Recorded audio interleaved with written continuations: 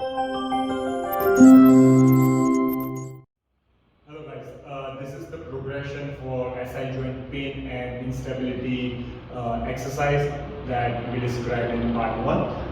So first exercise for the progression will be on your kneeling position.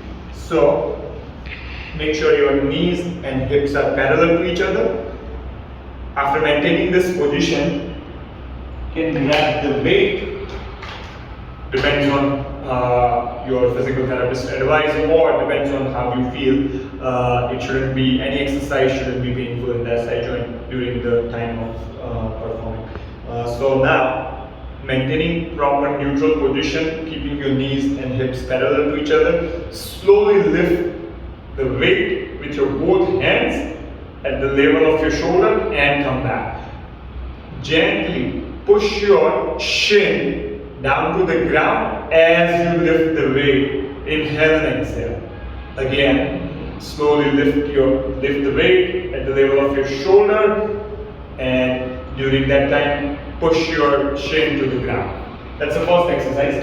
Second exercise, let's bring your left foot forward. So we're going to keep our left foot forward and maintain this half kneeling position. Slowly, as we maintain this position, knee and body will go forward together and coming back. You can always add weight in your hand to add more resistance. Again, making sure as you go forward with your knee and body weight, you're not trying to arch the lumbar spine more. So low back shouldn't be arched more. You should feel the weight on your left foot as you go forward. Again, you need to do it both sides, right and left, for SI joint pain and instability.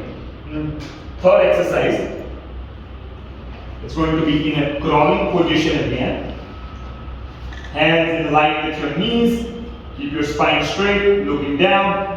Now slowly lift your right hand and left knee to the ceiling and coming back. Make sure as you lift your right hand and left knee to the ceiling, you're pushing your left hand and right shin to the ground to maintain stability. No need to lift it too far up. The goal is to maintain the stable spine and bring it back. Same thing for SI joint pain and instability, it has to be done both sides. Fourth exercise, we're going to use the TheraBand and TheraBand around just below the knee. And now slowly, as you push the knees out, instead of doing partial squats, we're going to do full squats, at least up to the level of your knee and hip gets parallel to each other and coming back. So again, keep your feet straight, knees slightly pushing out.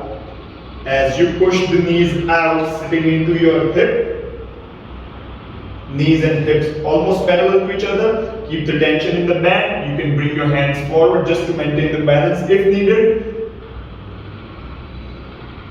And slowly coming back up.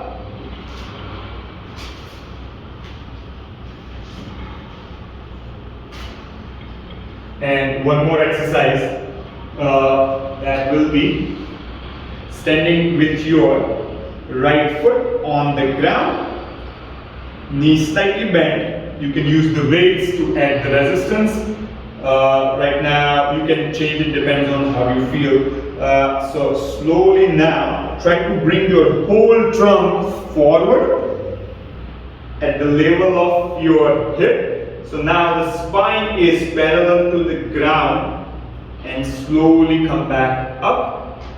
Again, slowly lower your trunk. As you lower the weight, keep your trunk parallel to the ground. Maintain the balance on your right side. Make sure your right toes are not activating, toes relax, and then slowly coming back up and relax it. All this exercise has to be done both sides. If you still have pain on the right or left, but exercise needs to be done on the both sides. Thank you.